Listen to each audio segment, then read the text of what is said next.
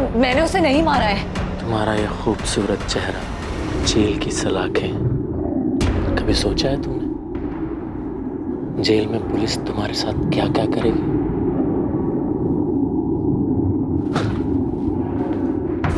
खड़ी क्या हो? तुम कपड़े उतारो। तुम ब्लैकमेल कर रहे हो मुझे? तुमने मर्डर किया है माहिरा। पूनम को मार दिया है तुमने और संजीव को मरने के लिए छोड़ दिया। तो कभी भी मर सकता है। मैंने कुछ नहीं किया है। होटल शाइनिंग मून 12 बजे आ जाना। किसी को कुछ नहीं पता चलेगा कि तुमने क्या किया है।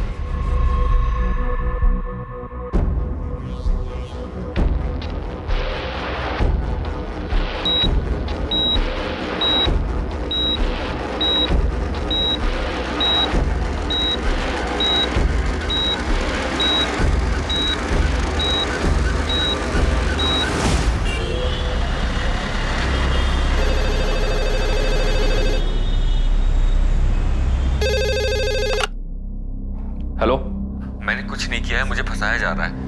कौन? मनीष कालरा? हाँ सर। अगर तूने कुछ नहीं किया है तो सामने आ। ये क्रिमिनल्स की तरह छुप छुप कर भाग क्यों रहा है? सर आप लोग सारा इल्जाम मुझ पे डाल दोगे, जबकि सच तो यह है कि पूनम मुझे ब्लैकमेल कर रही थी। तेरे लिए अच्छा यही होगा कि तू सरेंडर कर दे। लेकिन सर मैंने कुछ किया ही नहीं है। अगर तूने सरेंडर नहीं किया ना तो हम तेरा जीना दुश्वार कर देंगे और तेरे वो दोनों साथी कमलेश रंजन और पंकज दास को भी हम ढूंढ निकालेंगे। आना तो गन सेलर उस्मान शेख की खबर हाथ लगी है। मेरी टीम वहां पहुंच रही है, मैं भी निकल रहा हूं। तुम्हें यहाँ से कोई मदद चाहिए? नहीं, फिलहाल तो कोई हेल्प नहीं चाहिए। हम उस्मान को तो पकड़ ही लेंगे, उसे तोड़कर बल्लू का पता तो मिल ही जाएगा। सर, संजीव के फादर धनीराम को बल्लू का जो धमकी वाला कॉल आया, बस इतना समझ लो कि बहुत साजें खींच ली हैं संजीव ने। अब और जीना है उसको तो मुझे पैसे दे दो। ट्रेस नहीं हो पाया? सब फेक है सर। आईडी एड्रेस सब फर्जी यूज हुआ है। संजीव की कंडीशन में कोई इंप्रूवमेंट हुई? पेशेंट ट्रीटमेंट पर रिस्पॉन्ड कर। डॉक्टर, संजीव बात करने की कंडीशन में कब तक आ सकता है? ये बता पाना मुश्किल है, लेकिन इतना कंफर्म है कि पेशेंट सर्वाइव कर जाए। यमुना जी, यहाँ हॉस्पिटल में कोई माहिरा तलवार नाम की लड़की आई थी संजीव से मिलने? नहीं, पर ये माहिरा तलवार कौन है?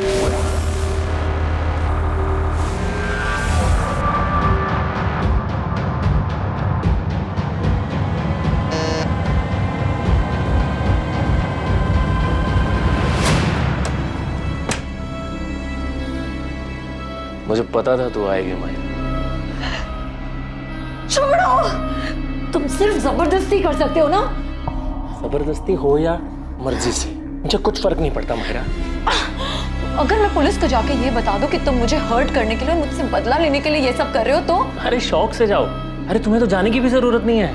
ये तुम्हारे फोन से पुलिस को फोन कर दो कि मैं तुम्हें परेशान कर रहा हूं। क्या हुआ? अरे पकड़ो, डर क्यों रही हो? उस वीडियो में तुम्हारा ऑडियो एकदम क्लियर सुनाई दे रहा माहिरा। तो अगर हमारी सारी दिक्कत ही पूनम है तो इस दिक्कत को जड़ से हटा देते हैं ना Sanjeev? Same coffee shop, same table, तुम्हारी आवाज एकदम क्लियर सुनाई दे रही है। शहर में बहुत सारी रॉबरीज हो रही हैं, लेकिन अभी तक कोई पकड़ा नहीं गया है। तो ऐसी ही किसी एक रॉबरी में पूनम भी तो मर सकती है। मैंने उसे नहीं मारा है।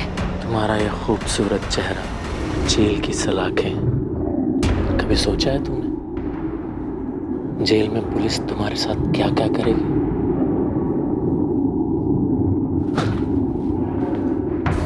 खड़ी क्या हो? तुम कपड़े उतारो।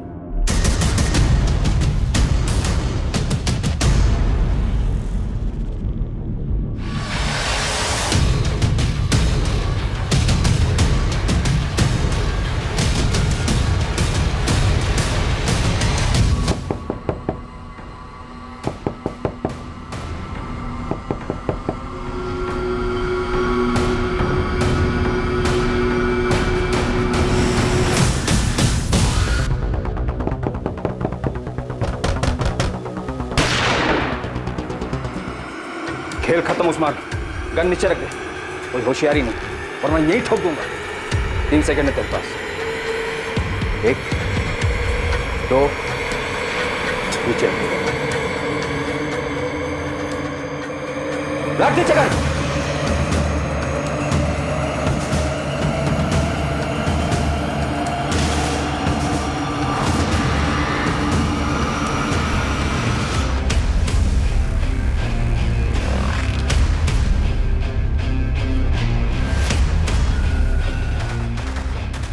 मेरे पीछे टाइम और एनर्जी दोनों वेस्ट कर रहे हैं आप लोग। उस मनोज खोसला को उठाना चाहिए था आपको। पूनम के कहने पर तुमने किसे हायर किया था? इस सवाल का जवाब ये है कि ना तो मैंने किसी को हायर किया, ना ही पूनम के वाहियात ख्याल को पूरा करने में उसकी कोई हेल्प की।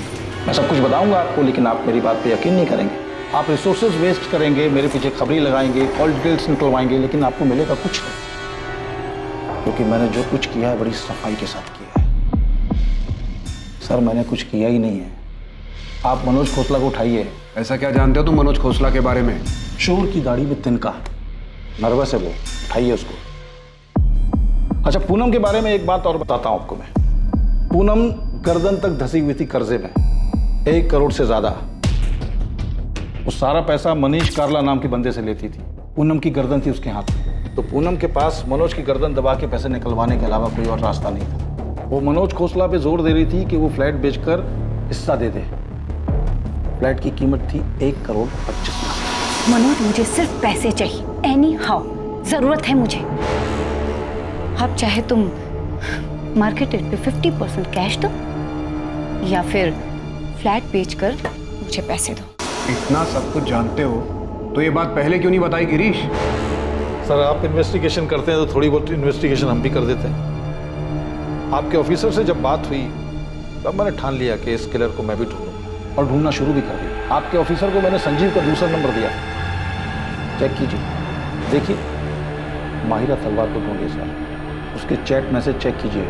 सर मैं दावे के साथ कह सकता हूं कि पूनम ने ये प्लान रचा ही नहीं। लूट दिखाने का कोई एंगल था ही नहीं।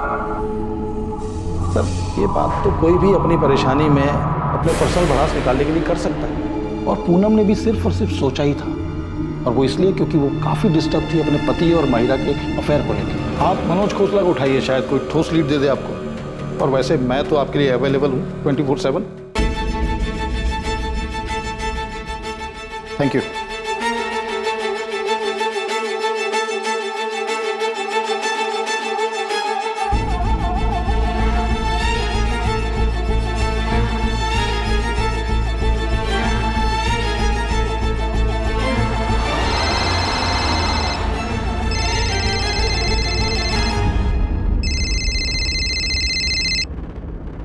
हेलो, माहिरा तलवार, जी मैं असिस्टेंट सब इंस्पेक्टर आरती त्रिवेदी बोल रही हूँ। जी बताइए।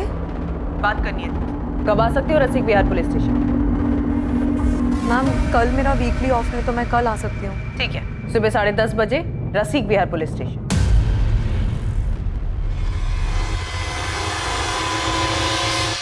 सर ये है कमलेश रंजन का नंबर। सर पर मैं जो करवाना चाहता था वो ऐसे नहीं होना था। तो और क्या क्या करना चाहता था मनीष कालरा? सर पूनम के घर पे अटैक का प्लान था ही नहीं, और प्लान में उसके हस्बैंड संजीव को किसी भी तरह का हार्म पहुंचाने का कोई इंटेंशन नहीं था हमारा, क्योंकि सर उससे मेरी कोई दुश्मनी है ही नहीं। सर मैं मानता हूं कि मैंने पूनम को मारने के लिए कमलेश को सुपारी दी थी, लेकिन ये काम ऐसे नहीं होने वाला था।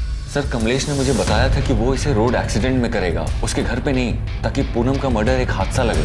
पूरा प्लान रेडी है सेठ, कुछ ही दिनों में आपका काम हो जाएगा। अब तक तो काम हो जाना चाहिए था ना कमलेश। पूनम मुझे आए दिन धमकी दे रही है, मैं नहीं चाहता कि वो पुलिस के पास जाए। और एक तो तुम्हारा प्लान है कि... अरे सेठ आप बेफिक्र रहिए, पूरी फील्डिंग हो चुकी है। पूनम कब पार्लर जाती है, किस रास्ते से घर जाती है, सब पता चल गया। किलिंग भी नहीं लगेगी, पूरा का पूरा एक्सीडेंट ही लगेगा। सर कमलेश ने बताया था कि वो एक काम रोड एक्सीडेंट में करेगा, पर जो हुआ वो प्लान का हिस्सा था ही नहीं। मेरा भरोसा कीजिए सर। तेरा भरोसा करे मनीष कालरा? मर्डर की सुपारी दी है तूने, और उस हिस्ट्री शीटर ने तुझे एक्सीडेंट बताया। उस हिस्ट्री शीटर की बात का भरोसा करें हम? साले कमलेश रंजन को भी लटकाऊंगा और साथ में तुझे भी। पूनम के मर्डर के बाद इसी नंबर पे बात हुई थी तेरी कमलेश के साथ? ये नंबर तो बंद है। उसने नहीं मारा है पूनम को। इनफैक्ट पूनम के मरने के बाद वो बाकी के पैसे तक लेने नहीं आया। और हम इस पर विश्वास कर ले? मैं सच कह रहा हूँ सर, ये किसी और का काम है। मैं सिर्फ पूनम को मरवाना चाहता था, क्योंकि तंग आ गया था मैं उससे। एक तो मेरे लोन के 1.5 करोड़ रुपए नहीं लौटा रही थी, और ऊपर से सर इस 2 नाव की सवारी में मेरा जीना मुश्किल हो गया था, फंस गया था सर मैं। तुमने आज तक एक भी इंस्टॉलमेंट नहीं लौटाया है। पर हम तो लवर्स हैं ना मनीष। हाँ लेकिन ये लोन हमारे लवर्स वाले एंगल का हिस्सा नहीं है पूनम। तुम ये कैसी बातें कर रहे हो मनीष? पूनम मुझे मेरे पैसे वापस चाहिए। मैंने वो पैसे तुम्हें एज ए लोन दिए थे। मनीष दोनों पार्लर को मिलाकर भी कुछ खास रिटर्न नहीं आ रहा है, इसीलिए मैंने दिवाली पर हैवी डिस्काउंट ऑफर रखा है। क्या पता बिजनेस पिक कर जाए। और ये बात तुम्हें मुझसे ज्यादा अच्छे से पता है कि मार्केट स्लो डाउन है। इसलिए तो पैसे वापस मांग रहा हूँ पूनम। मैं मार्केट से अलग नहीं हूँ, मुझे भी पैसों की जरूरत है। पर अचानक ये पैसों की बात कहाँ से आ गई मनीष? क्या मैं तुम्हें वो सब कुछ नहीं दे पाई जो तुम्हें खुशी दे सके, जो तुम्हें चाहिए था? मुझे कोई एक तरफा नहीं मिला है पूनम, तुम्हें भी मुझसे वो सारी खुशियाँ मिली हैं। तुम्हें हो क्या गया है मनीष? पूनम, आज के बाद हम ऐसे नहीं मिलेंगे। आज ही आखिरी था। आज के बाद इट्स स्ट्रिक्टली बिजनेस। तुम प्लीज मेरे पैसे लौटा दो और भूल जाओ कि हमारे बीच में कुछ हुआ भी था। Avantika, am I right? उसी की वजह से तुम मेरे साथ ये कर रहे हो ना? तुम तो गए मनीष, बेस्ट लॉयर हायर करूंगी और रिद्धि मेरे साथ रहेगी और एलिमनी में इतना पैसा मांगूंगी ना कि तुम सड़क पर आ जाओ। अवंतिका, मैं सिर्फ सो रहे थे ना उसके साथ? मैं बहक गया था अवंतिका। पूनम बस मेरी क्लाइंट है। लेकिन अब तुम उसके क्लाइंट हो और मैं उसके साथ गुलछर्रे उड़ाती हूँ। अब ये बात मैं सबको बताऊंगी, रिद्धि को भी और कोर्ट को भी। अवंतिका, हम बस फिजिकल हुए थे। एक बार डाइवोर्स हो जाने दो, फिर मैं भी ढूंढ लूंगी किसी, सिर्फ फिजिकल होने के लिए। अवंतिका, चिल्लाओ मत, रहो उसी के पास। शादी करो या बाहर में जाओ, मैं तुम्हें रास्ते पर ला दूंगी, बर्बाद करके छोड़ूंगी। अवंतिका को अचानक सब कुछ पता चल गया, इसलिए अचानक तुम मुझे छोड़ रहे हो। अवंतिका मेरी वाइफ है, मेरी फैमिली है, और हम दोनों के बीच में जो हो रहा है वो कभी खत्म नहीं हो सकता मनीष। तुम कैसी बात कर रही हो पूनम? तुम्हारी खुद की फैमिली है, हस्बैंड है। हस्बैंड, राइट, हस्बैंड जिसका अफेयर किसी और के साथ चल रहा है। तो इसमें मैं क्या करूं पूनम? देखो, तुम प्लीज मेरे लोन के पैसे मुझे लौटा दो और भूल जाओ कि हम एक दूसरे को कभी जानते भी नहीं। हम दोनों के बीच जो कुछ हुआ उसमें हम दोनों की मर्जी थी, तो जब चाहो तुम मुंह उठाकर सब कुछ खत्म नहीं कर सकते। सर, घर पे अवंतिका मुझे धमका रही थी और बाहर पूनम। सर, अवंतिका तो मेरी वाइफ है, मैं उसे नहीं छोड़ सकता था, पर पूनम ने तो सारी लिमिट्स क्रॉस कर दी थी। मैं तुम्हें बर्बाद कर दूंगी मनीष, कहीं का नहीं छोड़ूंगी तुम्हें। ये सही नहीं है पूनम। तुम मेरे साथ थी क्योंकि तुम्हें भी अच्छा लग रहा था, पर अब नहीं। मुझसे भागना इतना भी आसान नहीं है मनीष। मैं तुमसे भाग नहीं रहा हूँ। मैं भागने भी नहीं दूंगी मनीष। अगर तुम्हारी वाइफ तुम्हें कोर्ट में ले जाने की धमकी दे रही है तो मैं तुम्हें पुलिस स्टेशन लेके जाऊंगी। लेकिन मैंने तुम्हारा किया क्या है पूनम? रेप किया है तुमने मेरा मनीष। नहीं, इनोसेंट मत बनो। तुमने मुझे लोन दिया, उसे वापस लेने के लिए तुम मुझे ब्लैकमेल कर रहे हो और जबरदस्ती रेप कर रहे हो। बस यही बात मैं पुलिस स्टेशन जाके बोल दूंगी। ऐसा नहीं कर सकती पूनम। मैं बिल्कुल कर सकती, इनफैक्ट मैं ऐसा ही करूंगी। मैं दोनों के बीच में पिसता जा रहा था सर, लेकिन अपनी फैमिली की कसम खा के कह रहा हूँ कि मैंने ये नहीं करवाया। ये डिसाइड हुआ था कि कमलेश इस हादसे को एक्सीडेंट का रूप देगा, पर यहाँ तो रॉबरी और मर्डर हुआ है सर। सर, ये किसी और का काम है। सर, अभी जो नंबर मैंने आपको दिया था सर, जब पूनम के मर्डर की खबर आई थी ना, मेरी इसी नंबर पर कमलेश से बात हुई थी। ये क्या कर दिया कमलेश? दिमाग खराब हो गया है। ये खबर पढ़ के मैं खुद हैरान हूँ सेठ। तुमने क्या कहा?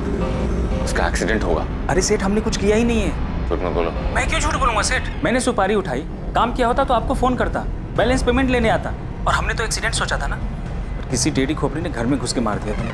सर, मैं कसम खा के कह रहा हूँ कि मैंने सुपारी दी थी, लेकिन प्लान एक्सीडेंट का ही था। साले, तेरे जैसे मास्टरमाइंड और कमलेश जैसे हिस्ट्री शीटर पर भरोसा करने लगे ना, तो हमें नौकरी छोड़ के घर बैठ जाना चाहिए।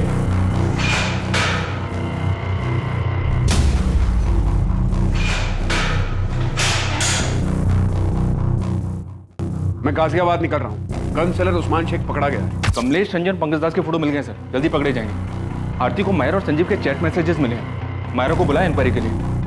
उधर भी कोई प्लानिंग चल रही थी? अभी तक पिक्चर क्लियर नहीं है सर। संजीव और मायरा का भी अफेयर चल रहा था। पूनम से छुटकारा पाने की बात चल रही थी। जितने लोगों का पता चला, सबके पास अपना अपना मोटिव था। सब अपनी अपनी प्लानिंग में लगे।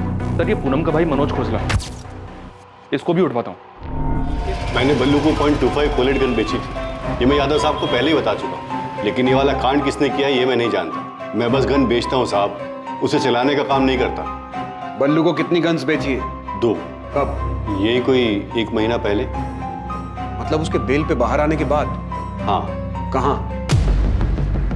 अबे बाजार मत लगाओ उस्मान, सीधा वो .25 कोलेट निकालो और साथ में 20 गोलियां। लग रहा है जज गई हाथ में। कहा था ना मक्खन है मक्खन। मक्खन तो है, सुनो साथ में इसको वो साइलेंसर भी देना। एक या दोनों के लिए? दोनों के लिए। 2 साइलेंसर्स खरीदे थे उसने? जी, 2 .25 कोलेट गन 20 गोलियां और 2 साइलेंसर्स। ये सारा सामान बल्लू ने करीब 1 महीना पहले खरीदा है। मनोज को उठा लिया सर, उसे भी इंटरोगेट करूंगा। कर लो जायसवाल, लेकिन हमारा प्राइम सस्पेक्ट बल्लू ही है। मनीष कालरा भी शायद सच बोल रहा है कि उसने प्लान किया था सुपारी किलर कमलेश के साथ मिलकर, लेकिन काम जरूर बल्लू ही कर गया। सर मुझे माहिरा के चैट्स मिले, संजीव और किसी शोएब नाम के बंदे के साथ उसके जो चैट्स हैं उनसे काफी कुछ मिला है। शोएब के मैसेजेस से ये लग रहा है कि शोएब माहिरा को ब्लैकमेल कर रहा था। तो उसने मैसेज भेजा कि मैं अच्छी तरह जानता हूँ कि तुमने कैसे प्लान बनाया और कैसे अंजाम दिया। मैं उन दोनों को भी अच्छे से जानता हूँ जिसे तुमने भेजा था, फोन करो। अभी शोएब कौन है? तो ये तो वही बताएगा। मैंने 2 कांस्टेबल भेजे उसे उठाने के लिए। वैसे इन मैसेजेस से ये लगता है कि शोएब काफी कुछ जानता था और इसी वजह से वो माहिरा को ब्लैकमेल कर रहा था। ये हो क्या रहा है? मनीष का पूरा चिट्ठा खुलता है, वो एक्सीडेंट का प्लान बताता है। बल्लू का सब कुछ क्लियर दिखाई दे रहा है, गन्स खरीदना, साइलेंसर खरीदना, और अब ये शोएब और माहिरा की नई एंट्री हो रही है। सर इस केस में सबकी किसी न किसी से रंजिश रही है। यहाँ तक कि पूनम और संजीव के बीच भी कुछ भी ठीक नहीं था। सब लोग बस एक मौके की तलाश में थे। दिल्ली और उसके आसपास के इलाकों में बलराम जलोटा और बल्लू की बड़े पैमाने पर तलाश शुरू। माहिरा तलवार के एंगल को भी अनदेखा नहीं किया जा सकता। उसके चैट मैसेजेस से साफ पता चल रहा था कि वो भी पूनम से छुटकारा पाने की फिराक में था। संजीव जो उन हमलावरों के बारे में बता सकता था, वो अब भी बेहोश था। यार संजीव को होश ही नहीं आ रहा है। परेशानी की तो बात है यार, वो ऐसे ही रहेगा क्या पूरी लाइफ? नहीं यार, ऐसे मत बोल, सब ठीक हो। यमुना, संजीव के अकाउंट में तो सिर्फ 6 लाख रुपए और वो बल्लू 15 लाख रुपए के लिए उसके पीछे पड़ा हुआ था। संजीव देता भी तो कैसे? कैसी हालत में पहुंचा दिया हमारे बेटे को। डॉक्टर भी कुछ बता ही नहीं रहे संजीव को कब होश आएगा। बोल रहे बाकी सब ठीक है। जब सब ठीक है तो वो होश में क्यों नहीं आ रहा है? संजीव चोपड़ा के माता पिता इस बात से चिंतित थे कि संजीव को कब होश आएगा और कब उसकी हालत फिर पहले जैसी सामान्य होगी। वहीं दूसरी ओर पूनम के माता पिता अब भी अपनी बेटी को खोने के गम से उभर नहीं पाए थे और ना ही उनके परिवार को यह अंदाजा था कि संजीव और पूनम के बीच वास्तव में हालात कितने बिगड़ चुके थे। हाँ, मेरे और पूनम के बीच में फ्लैट को लेकर नोकझोंक हुई थी, लेकिन इसका मतलब ये नहीं है सर कि आप उसके मर्डर को लेकर के मुझ पे शक करें। मैंने संजीव का नाम लिया, इसलिए आप मुझसे पूछताछ करें। तुमने संजीव पर तो आरोप लगाया, पर अपने झगड़े के बारे में कुछ नहीं बताया। अभी तुम ये बताओ, पूनम के साथ झगड़े की वजह कोई और भी थी क्या? बिजनेस में लॉसेस की वजह से पूनम को फ्लैट में हिस्सा चाहिए था। वो फ्लैट जो मेरे फादर पहले ही मेरे नाम कर चुके थे। और तुम उसे कुछ देना नहीं चाहते थे, और अब तो देने की जरूरत भी नहीं पड़ेगी। वो तो रही नहीं। कैसी बात कर रहे हैं आप? मैं अपनी बहन पूनम को क्यों मारूंगा सर? पूनम ने मुझे कॉल किया था ये बताने के लिए कि उसे संजीव से डर लगने लगा है।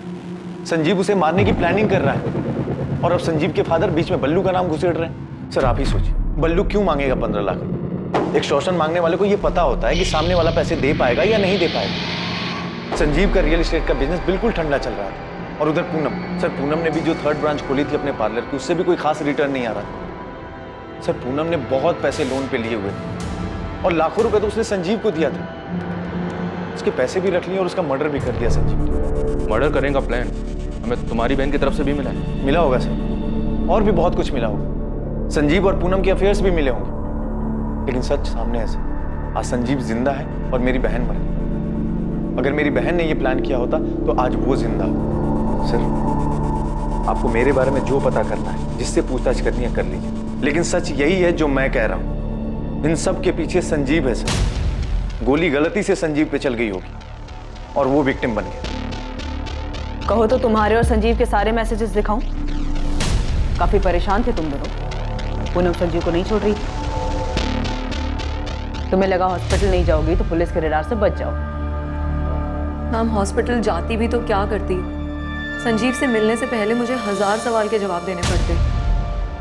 संजीव और मैंने कई बार डिस्कस किया कि हम आगे क्या करेंगे, लेकिन संजीव में कभी हिम्मत ही नहीं थी कि वो सीधा सीधा जाके पूनम से बात कर सके।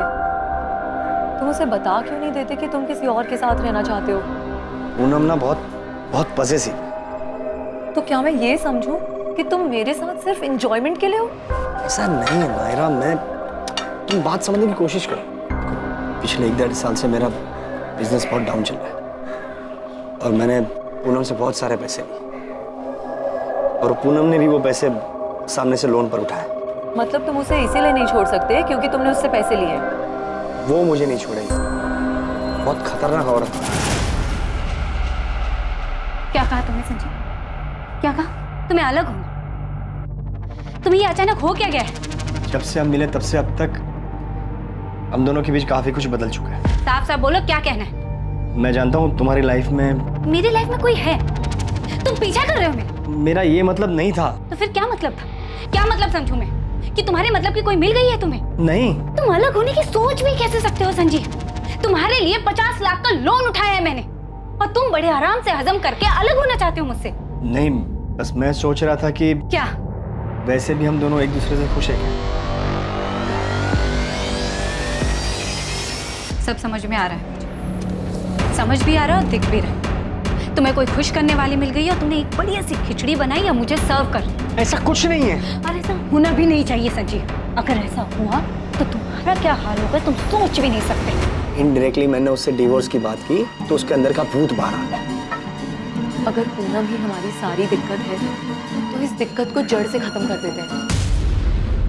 देखो, शहर में बहुत सारी रॉबरीज हो रही हैं और अभी तक कोई पकड़ा नहीं गया है, तो किसी एक रॉबरी में पूनम मर भी तो सकती है।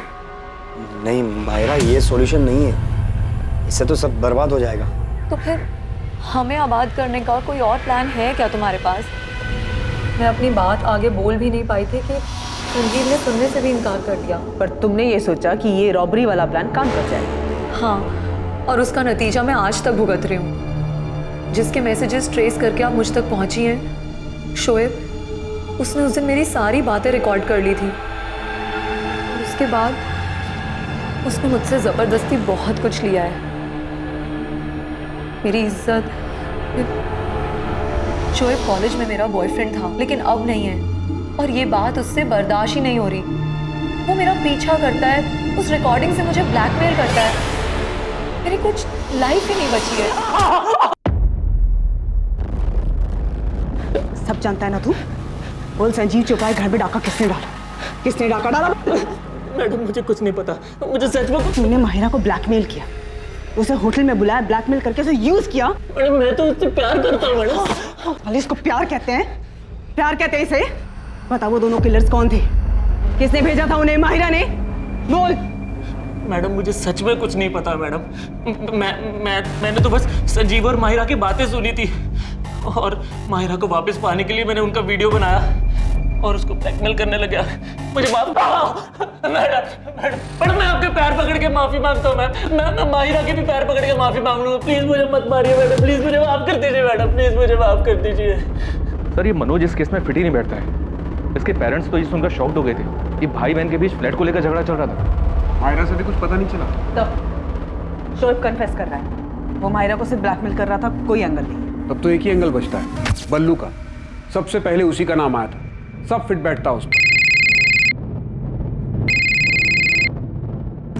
हाँ नदीम बोल, बल्लू की कोई खबर? बल्लू की तो खबर नहीं मिली साहब, पर ये मनीष ने जिसको सुपारी दी थी कमलेश रंजन, वो वापस लौटा है। यहाँ हुसैन नगर में किराए पे कमरा उठाया है। तू नजर रख, मैं पहुंचता हूँ अभी।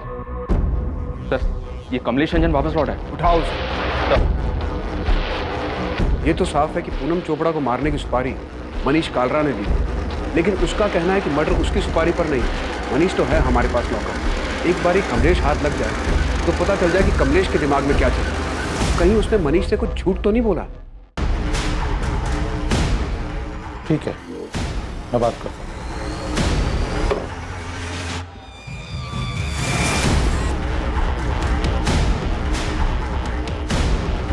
वो वाला कमरा है साहब।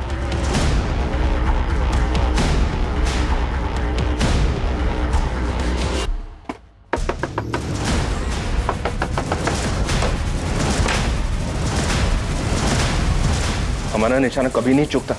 कमलेश रंजन, तुमने जो किया है उसे भुगतना तो पड़ेगा मनीष। तुमने अपनी कब्र खुद खो दी। माफ कर दो मुझे, मैं तो बस सब पहले जैसा ठीक करना चाहता था। पहले जैसा अब कुछ नहीं रहा मनीष, सब कुछ बिगड़ चुका है। ये दरार तुमने पैदा की, खूनी बन गए तुम। कहाँ है तेरा साथी पंकज? पता नहीं साहब, ये कांड होने के बाद हम अपने अपने रास्ते निकल गए। उसके बाद बात नहीं हुई हमारी। वो कोलकाता की तरफ गया था। कैश कितना था और गहना कितना मिला? काहे का कैश? अबे वो कमलेश, ज़्यादा होशियारी मत कर, समझा? वो मनीष हमारे हाथ में है, प्लान जानते हैं हम। 3-4 और रॉबरी तेरे नाम पे डाल देंगे, गोली मार देंगे, कोई नहीं आएगा तुझे पूछने कमलेश। हाँ साहब, आप कर सकते हो, पर मुझे मारने से असली मुजिम तो नहीं मिलेगा ना। मैं खुद हैरान हूँ। मनीष सेठ से सुपारी मैंने उठाया था। मैं और पंकज ये काम 16 तारीख को करने वाले थे। एक्सीडेंट के लिए हमने गाड़ी भी जुगाड़ लिया था, पर उससे पहले ही 14 की रात को कोई ये कांड कर दिया। तो सुपारी गैंग में तुझे खबर नहीं मिली कि एक ही आदमी की डबल सुपारी बट रही है? नहीं पता चला साहब, जितों को जानता हूँ पूछ पूछ के थक गया।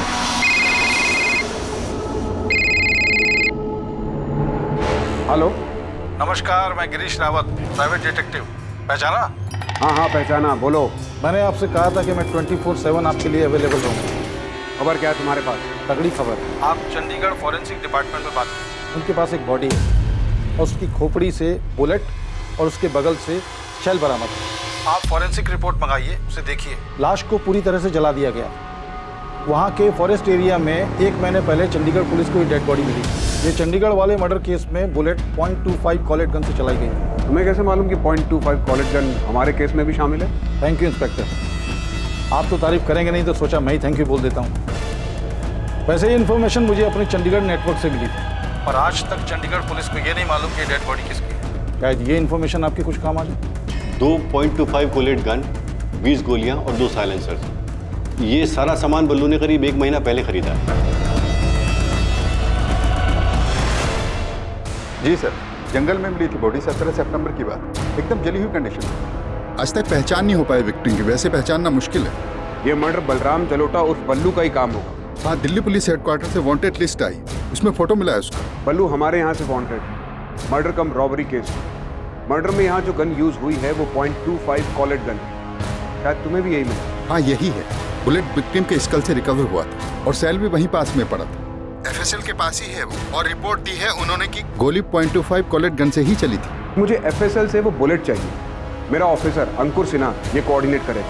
बुलेट आपको मिल जाएगी सर। क्राइम सीन और बंट बॉडी के फोटो भी हैं हमारे पास, पर बॉडी हमने क्रिमिनेट कर दी। पर विक्टिम का DNA प्रिजर्व्ड है। आइडेंटिटी ट्रेस करने में दिक्कत इसलिए आ रही है क्योंकि कोई मिसिंग रिपोर्ट ही मैच नहीं हो पा रही। सर, एक गुड न्यूज़ है। ये खबर मैंने आपको पहले इसलिए नहीं दी बिकॉज मैं आपको डिसअपॉइंट नहीं करना चाहता था। संजीव चोपड़ा को होश आ गया डॉक्टर? जी हाँ, 3 दिन पहले।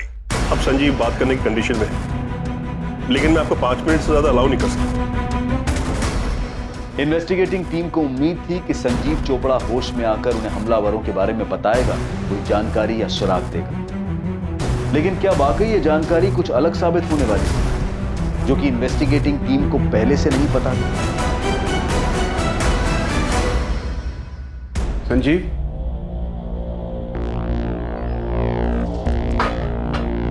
कैसा लग रहा है संजीव? कुछ समझ में नहीं आ रहा सर। पता नहीं अब बड़े बड़े कितना वक्त बीत गया। पूनम के बारे में पता चला?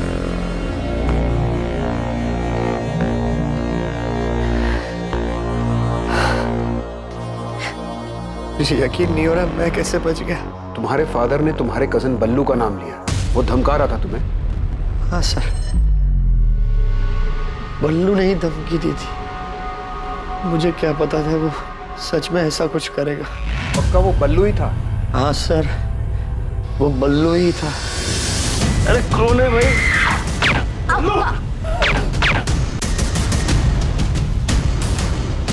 बल्लू ने मुझसे 15 लाख रुपए मांगे थे। मुझे क्या पता नहीं दूंगा तो अटैक करेगा। आपने पकड़ा बल्लू को सर? जल्द पकड़ लेंगे, अब तुम आराम करो। बस यही कंफर्म करना था कि ये सब कुछ बल्लू नहीं किया। सर, बल्लू पकड़ा गया? हर जगह पुलिस अलर्ट है उसकी, जल्दी पकड़ा जाएगा। आप संजीव का ख्याल रखिए।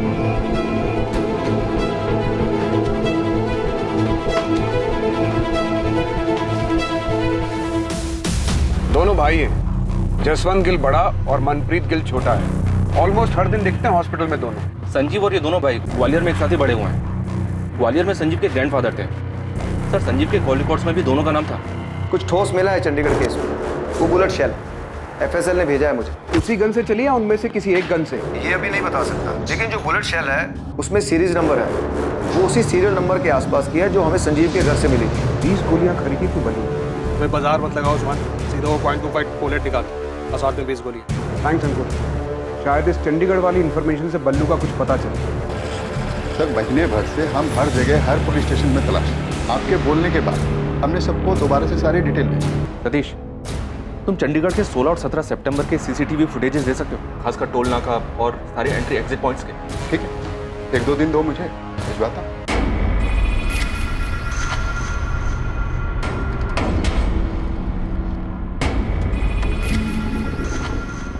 जसवंत, वो बंदा दिखाई दे रहा है तुझे? कौन?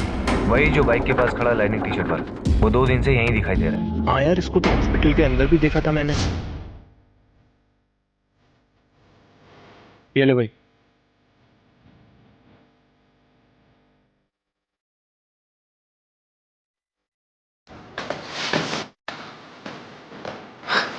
जसवंत, तुझे कुछ गड़बड़ लग रही है क्या? नहीं यार, लग तो नहीं। निकल जाए। नहीं, अभी नहीं जा सकते, अभी हम लोग बैठान।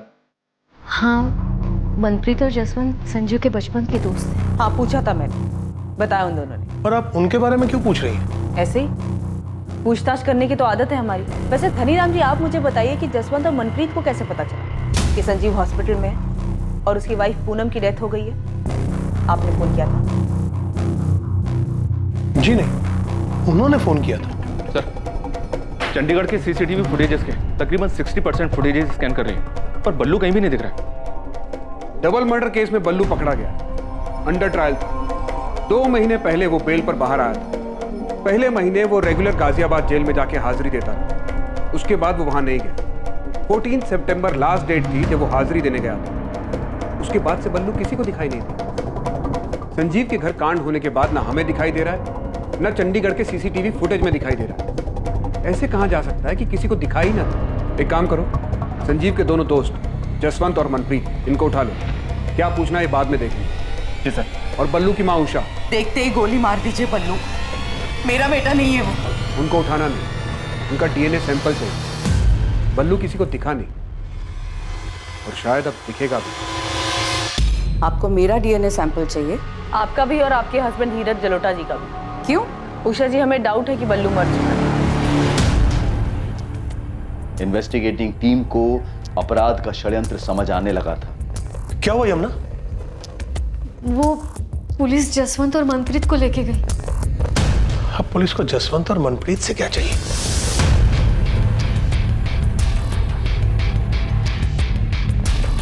चंडीगढ़ से मिली अनजान लाश के प्रिजर्व किए गए डीएनए सैंपल्स बलराम जलोटा उर्फ बल्लू के माता पिता उषा और धीरज जलोटा के डीएनए सैंपल्स के साथ मैचिंग के लिए भेजे गए। बैठ जाओ। सिर्फ एक बार पूछूंगा, ये जली हुई बॉडी बल्लू की है ना? भूल के ना तो बोलना ही मत। सीसीटीवी में देखे हो तुम दोनों। हमारी मार झेल नहीं पाओगे, फिर आवाज नहीं, चीख निकलेगी।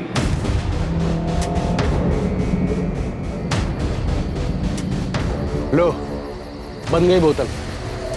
इतने दिन से प्रैक्टिस कर रहे हो ना? चलो अब लगाओ निशाना। बाएं आंख बंद करो, 1 2 3 में बोतल धड़ाम। और इतनी पास में बोतल बांधा है कि आसानी से बोतल फूटनी चाहिए, ठीक है? और टेंशन मत लो, इसमें ये साइलेंसर लगा है, किसी को सुनाई नहीं देगा, किसी को कुछ पता नहीं चलेगा। 3 तक गिनती में बोतल धड़ाम। 1 2 3।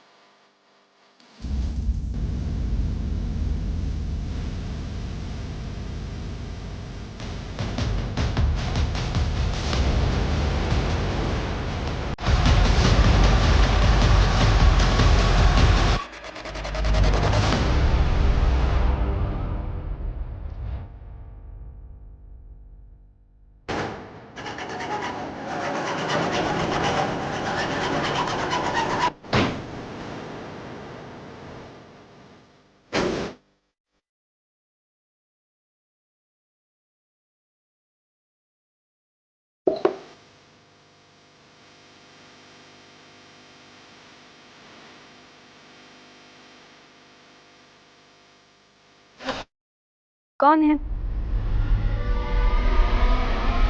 कौन है ओए? कौन है? सर, प्लान हमारा नहीं था सर। हमें तो सिर्फ पैसे मिलने वाले थे और घर में कोई लूट भी नहीं हुई थी। तो चेक साइन कर देना यार संजीव। संजीव लाले भाई, कब से तेरा होश में आने का इंतजार कर रहे थे। मेरी ये हालत तेरी वजह से हुई है मनप्रीत। लेकिन काम तो हो गया ना यार। देख काम हो गया, अब पता नहीं कभी उठ भी पाऊंगा या नहीं। बोलता है काम तो हो गया। बोल संजू, क्या काम है? तेरे लिए जो भी होगा सब कर दूंगा। पूनम को मारना है, डाइवोर्स दे दे। पूनम ना मुझे डाइवोर्स देगी ना मुझे छोड़ेगी। पहले वो सारे पैसे लौटा दो जो मैंने तुम्हें लोन पर उठा कर दिए। उसके बाद इस कोठी पर मेरा नाम लिखवा दो। तो पूनम भरोसा करो मुझ पर, मैं डाइवोर्स के बाद में भी पैसे लौटा दूंगा। बेवकूफ समझाया क्या तुमने मुझे संजीव? हाँ, मनीष का लोन मेरे सर पर है तो इस बात का फायदा उठाकर तुम मुझे छोड़कर वो माहिरा के साथ चले जाओ। पर यू नो व्हाट, मैं तुम दोनों को देखकर ना तो खुश हो पाऊंगी ना डाइवोर्स दे, जिंदगी बर्बाद कर दूंगी, रगड़ दूंगी तुम्हें। और ऐसा करने से तुम्हारे कलेजे को ठंडक पहुंचेगी। चाहे कुछ भी हो, तुम्हें आराम से नहीं। और रही बात डाइवोर्स की, तो सोचना भी मत। हटा देंगे तुम्हारे रास्ते से गाड़ा। हमको क्या बोले? तू बता। 15 लाख दिए, लेकिन तू ये कांड नहीं करेगा। तो तुम करोगे? मेरे 2 दोस्तों को तैयार कर, गन चलाने की ट्रेनिंग दे, वो करेंगे ये बात। ऐसे तभी तो पुलिस को लूट और रॉबरी का केस लगेगा।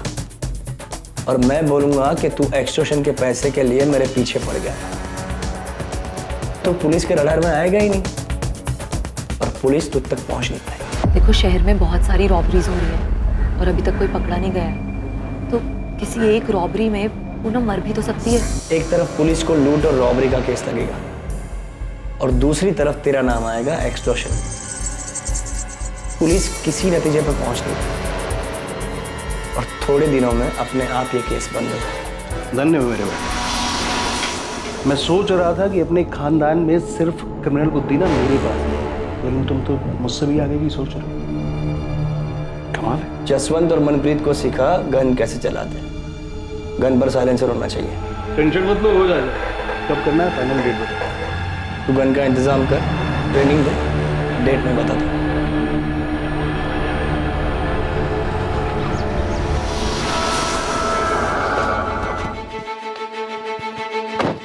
सुनो, तुम दोनों को बल्लू के साथ चंडीगढ़ जाना होगा। तुम्हारी ट्रेनिंग वहां पर होगी, ठीक? और मनप्रीत, तुम्हें मुझ पर गोली चलानी। बल्लू तुम्हें बताएगा कि मुझे गोली कहाँ लगनी चाहिए, जहाँ लगने से मैं सेफ रहूंगा। और ध्यान से, कोई रिस्क नहीं चाहिए। और जसवंत, बल्लू तुम्हें बताएगा कि पूनम को गोली कहाँ लगनी चाहिए, जहाँ लगने से वो बचनी नहीं चाहिए। जिस दिन ट्रेनिंग खत्म होगी उस दिन बल्लू को गुरु दक्षिणा देना भूलना। गोली सीधे सर में लगनी चाहिए। बल्लू को मारना है, बचना नहीं चाहिए। लेकिन क्यों संजीव? क्योंकि बल्लू मेन सस्पेक्ट होगा और पुलिस उसे ढूंढने के लिए जमीन आसमान एक कर देगी। उसे मारने के बाद इतनी अच्छी तरह से जलाना ताकि कोई पहचान ना सके। और पुलिस के हाथों सस्पेक्ट लगेगा ही नहीं, केस अपने आप बंद हो जाएगा। कितने पैसे देने वाला था संजीव? सर 5 लाख। पर गलती हो गई मेरे हाथ से। 2 ही गोली चलानी थी, लेकिन गलती से 3 गोली चल गई संजीव पर, और वो भी गलत जगह। कौन है?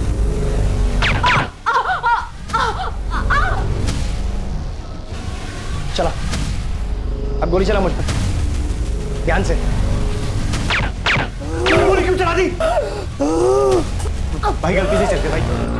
तुझे ट्रेनिंग भी दी थी ना, 2 गोली बोला था, तूने 3 गोली चला दी। गिनती भी नहीं आती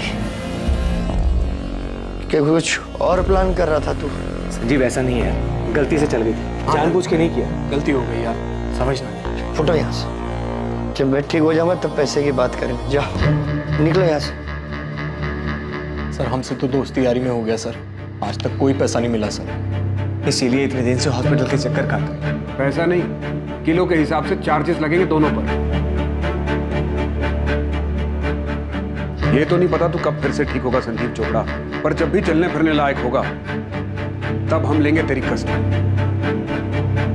डिवोर्स के लिए कोर्ट जाता, उसमें कम दिमाग खर्च होता तेरा। इतना दिमाग बेवकूफी वाले काम में लगा दिया और क्रिमिनल बन गया तू।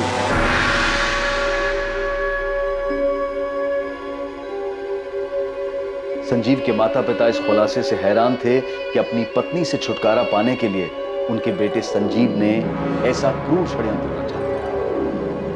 मैं शुरू से ही कह रहा था आप लोगों कि ये सब संजीव का किया हुआ। माहिरा ने पूनम से छुटकारा पाने के लिए दिल्ली में हो रही रॉबरीज की आड़ में इस तरह से रॉबरी और मर्डर के बारे में सोचा था, लेकिन इन्वेस्टिगेशन में सामने आया कि असल में हुए अपराध में माहिरा की कोई भूमिका नहीं थी। डीएनए रिपोर्ट आ गई है सर। और मैच भी हो ही गया होगा। जी हाँ सर, वो जली हुई डेड बॉडी बलराम जलोटा उर्फ बल्लू की थी। ऐसी आपराधिक और खतरनाक बातें सोचने में हम इंसानों के दिमाग का कोई तोड़ नहीं। संजीव चोपड़ा, जसवंत गिल और उसके छोटे भाई मनप्रीत गिल पर बलराम जलोटा और पूनम चोपड़ा की हत्या के लिए आईपीसी की धारा 302 के चार्जेस लगे हैं। पुलिस संजीव के हॉस्पिटल से डिस्चार्ज होने का इंतजार कर रही है ताकि उसे कस्टडी में लिया जा सके।